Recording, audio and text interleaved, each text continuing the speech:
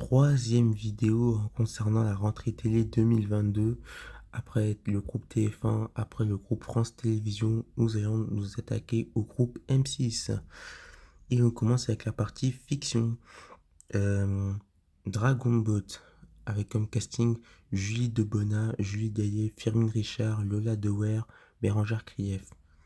Le synopsis, en fait, c'est un groupe de femmes victimes du cancer du sein et ce sera un unitaire.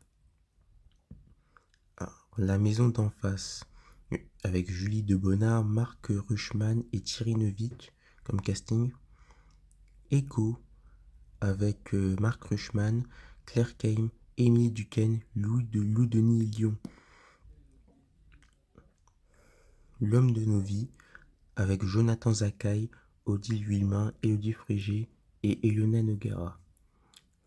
Alors, synopsis, Jonathan Zakaï est un escroc qui séduit les trois femmes.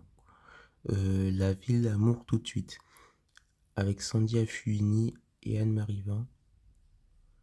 Ce sera aussi un unitaire. Et c'est adapté de l'histoire de Julie Brandt, dans lequel la jeune Sandy Affuini donnera une magnifique leçon de vie à Anne-Marie Vin. Et la fille de Benjamin Biolay, Chiara Mastroianni, fera ses premiers pas en tant que comédienne dans cette unitaire. Elle s'appelle Anna Biolay. The Things About Pam avec René Zellweger et Josh Duhamel.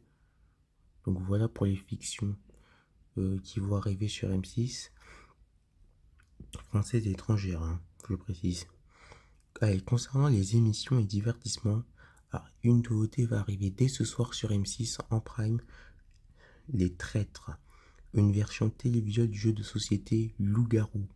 Le nouveau programme sera animé par Éric Antoine et 14 personnalités ont pour mission de trouver les traîtres parmi elles. Je ferai une vidéo peut-être ce soir ou demain. Sinon, une autre émission de dating arrive sur la chaîne. Elle s'appelle Coup de foudre au bout du monde. Le programme suivra 5 célibataires pour partie de ouvrir des chambres d'hôtes au Maroc, en Espagne, en Équateur, au Cambodge et ils vont rencontrer des prétendants venus de toute la France. Aussi, L'amour est dans le pré reviendra à la rentrée. Hein. Incroyable Talent, la France Incroyable Talent reviendra un peu plus tard dans l'année. Le meilleur pâtissier aussi hein, va faire son retour, hein, à mon avis courant octobre, hein, comme la France a un incroyable talent. Au niveau de l'Access, Objectif Top Chef devrait revenir à la rentrée. À noter aussi que la chaîne proposera un documentaire sur Johnny Hallyday baptisé Johnny par Laetitia. Les téléspectateurs y découvriront des archives inédites, souvent filmées par le couple lui-même, avec leurs filles, leurs amis et leurs proches. Aussi, le temps d'un prime time, M6 célébrera les 20 ans de Caméra Café au cours d'une fiction unitaire de 90 minutes avec les visages emblématiques de la série historique de M6 hein, des années 2000.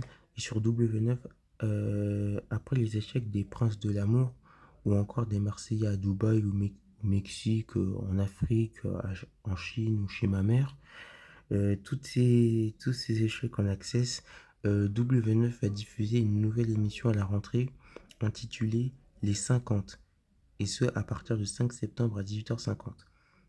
Le principe de cette création française signée Banijay Productions. 50 candidats issus de différentes émissions de télé-réalité intègrent un château pour s'affronter dans des épreuves quotidiennes éliminatoires préparées par le lion, le propriétaire des lieux et maître des jeux. Un jeu qui mêle sportivité et stratégie. D'ailleurs, la directrice générale de Banijay Productions a fait une interview dans les colonnes de puremedia.com. N'hésitez pas à aller la voir, ça concerne ce nouveau jeu. Donc voilà pour les nouveautés de M6. Alors, nouveautés de M6, bon, il n'y a pas de grande nouveauté en fait, à part les traîtres. Enfin, on retrouvera toujours les mêmes émissions à la rentrée. Alors, pour rappel, les traîtres, c'est ce soir. Avant de clôturer cette courte vidéo, hein, parce qu'il n'y avait vraiment pas beaucoup de nouveautés sur M6, donc à part les traîtres hein, ce soir, on va parler un peu de la fusion TF1-M6. Juste un mot sur la fusion entre le groupe TF1 et le groupe M6. Alors où ça en est? Eh bien, c'est pas ouf, hein. Le 26 juillet dernier, Nicolas de Taverneau, le PDG du groupe M6, a révélé publiquement que l'autorité de la concurrence a rendu un premier rapport défavorable à leur fusion. Pour rappel, les deux groupes ont annoncé en mai 2021 leur mariage. TF1 et M6 justifient leur volonté de s'unir pour s'allier face à la concurrence accrue des plateformes, donc Netflix, Disney+, entre autres en France. Euh, Problème, les groupes TF1 et M6 à eux deux pèsent plus de 70% du marché publicitaire télé français et donc leur projet pourrait porter atteinte au principe de libre concurrence et inquiète certains annonceurs et producteurs. L'autorité de la concurrence, qui je rappelle est indépendante, s'est penchée plus en détail sur ce dossier à partir de mars 2022.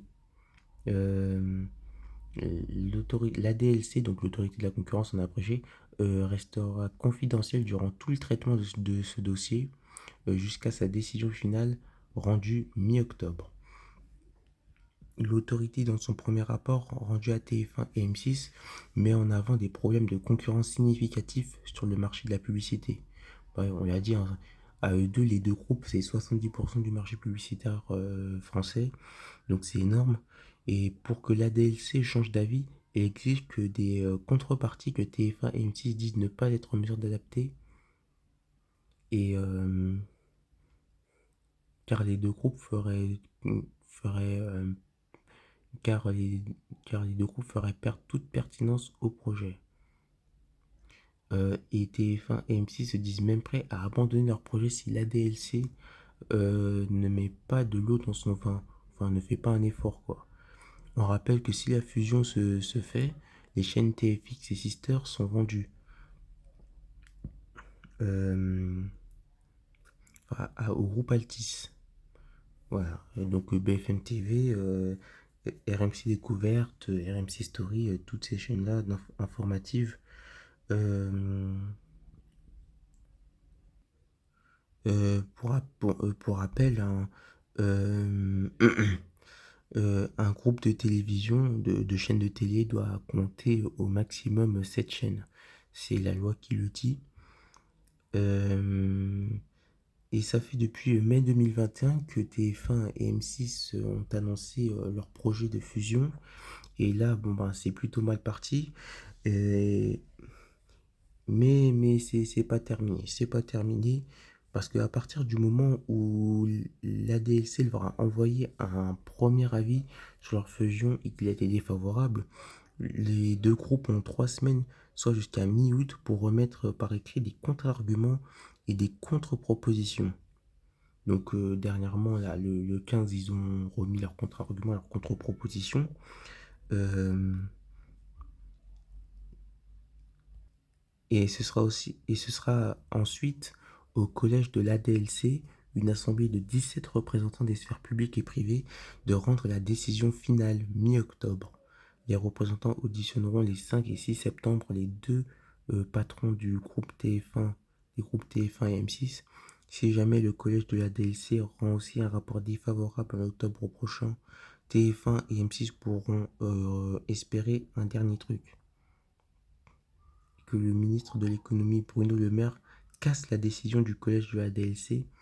Le code du commerce lui donne le pouvoir de statuer sur l'opération pour un motif d'intérêt général comme la compétitivité des entreprises au regard de la concurrence internationale précise.